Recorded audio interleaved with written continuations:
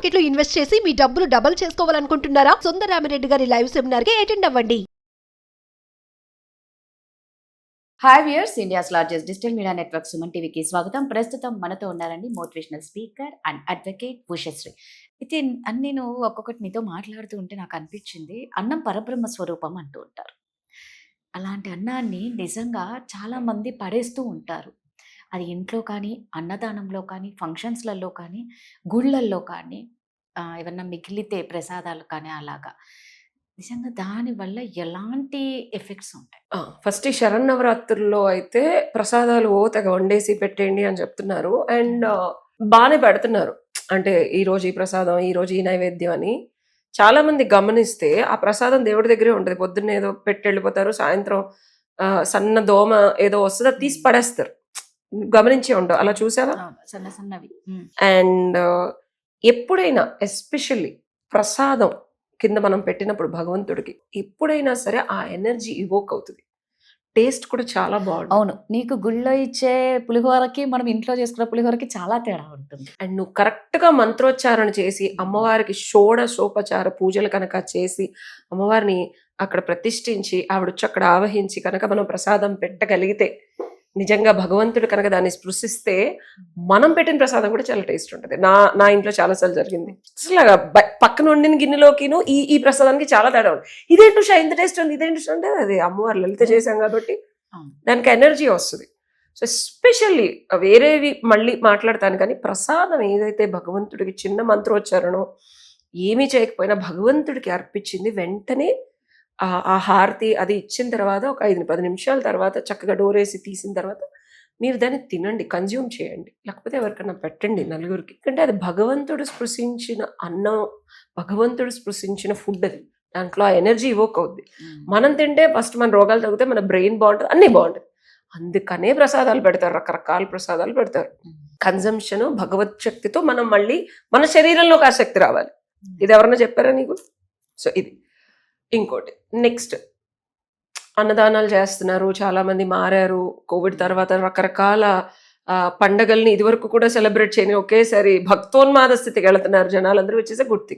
ఇక్కడ అన్నదానాలు చేసినప్పుడు చాలా ఫుడ్ని ఇలాగా తొక్కడము, కన్జంప్షన్ లో మిగిలిపోయి పడేయడము, ఇది నేను పెద్ద గొప్ప అని నేను చెప్పను, కానీ అన్నం పరబ్రహ్మ స్వరూపం. ఎస్పెషల్లీ భూమిలోకి వెళ్ళి అంత టైం పట్టి ఒక్కొక్క గ్రెయిన్ పెరగడానికి, మన ప్లేట్లోకి రావడానికి చాలా ప్రాసెస్ ఉంటుంది. నాట్ ఓన్లీ దట్, కూరగాయలు కానీ ఏదైనా. సో కర్మ అంటుకుంటుంది మనకి.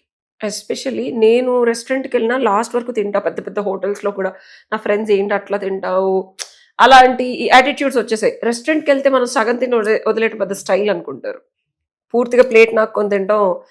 నేను చక్కగా తింటా, అసలు ఉన్నదంతా చక్కగా జుర్రుకొని నాక్కొని తింటాను నేను.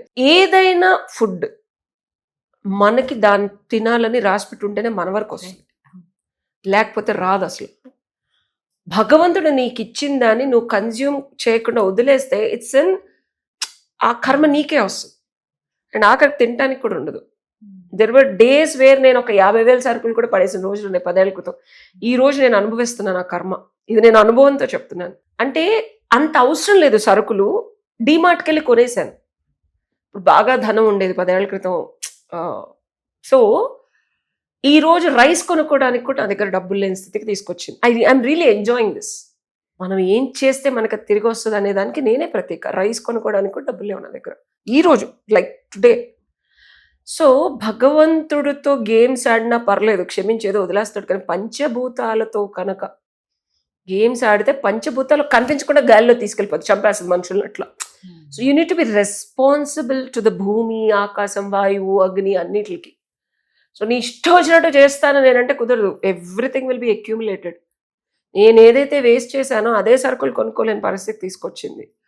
సో దీన్ని నేను రియలైజ్ అవ్వడం కోసం నేను ఇంకా ఈ స్థితిలో ఉంటున్నాను. ఎందుకంటే నేను ఇంకా ఇది కూకటి వేళ్లతో సహా నాకు ఈ నాలెడ్జ్ లోపలికి వెళ్ళాలి, నరాల్లోకి వెళ్ళాలి. కాబట్టి నేను అది అనుభవిస్తున్నాను. సో అలాగే ఇష్టం వచ్చినట్టు డబ్బులు ఉన్నాయి కదా అని చెప్పి భయంకరంగా సరుకులు కొని, ఫ్రూట్స్ కొని, కూరగాయలు కొని ఫ్రిడ్జ్లో మరగేసి తీసి బయట పడేసే వాళ్ళకి నేనే ఉదాహరణ. అలా చేసే ఈ స్థితికి వచ్చాను నేను. అలా చేయకండి. ఎప్పుడైతే మీరు రెస్పెక్ట్ చేస్తారు, ఇంక్లూడింగ్ వాటర్, నేను వాటర్ కూడా చాలా తక్కువ, water is equal to money. అది నేను చిన్నప్పటి నుంచి మా మామయ్య చెప్పాడు, నాకు 4-5 ఏళ్ళప్పుడు చెప్పారు. సో ఫుడ్ నేను సొంతగా రియలైజ్ అయి తెలుసుకున్నాను, వాటర్ ఎప్పుడు నేను వేస్ట్ చేయను. ఎందుకంటే నువ్వు ఎంత వాటర్ ట్యాప్ వదిలేస్తే అంత డబ్బులు పోతాయి అంటారు. సో నా దగ్గరికి డబ్బులు వస్తే అట్లీస్ట్ నేను దాన్ని ఆర్టికల్స్ కొనడము, ఇంకోటి డబ్బు కూడా, food is also versus money. ఇది ఇంకో ఎపిసోడ్ చేద్దాం. నువ్వు డబ్బుని రెస్పెక్ట్ చేయకపోయినా డబ్బు నీ దగ్గర ఉండదు, లక్ష్మీదేవి ఉండదు. ఓకే, మనం రిచెస్ అనో లేకపోతే ఆర్టికల్స్ అనో, ఇల్లు అందంగా ఉండాలని ఇలా ఇంటి నిండా చెప్తుంది. మనం మొత్తం తీసి ఆల్మోస్ట్ ఒక 18 lakhs వర్త్ సామాన్లు తీసి బయట ఇచ్చేసాను. సెపరేట్ వీడియో చేద్దాం. చేద్దాం.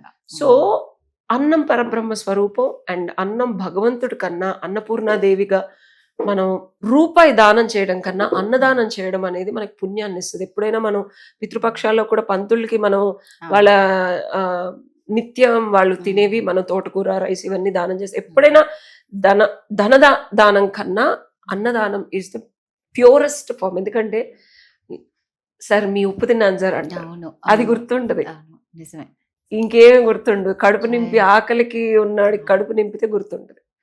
సో ప్లీజ్ కర్మ will come back to you, don't do that. Live లో ఎగ్జాంపుల్ లో ఉన్నారు ఉష గారు. సో నిజంగా చూడండి, ఇలా వేస్ట్ చేయకండి. Thank you Usha. Thank you.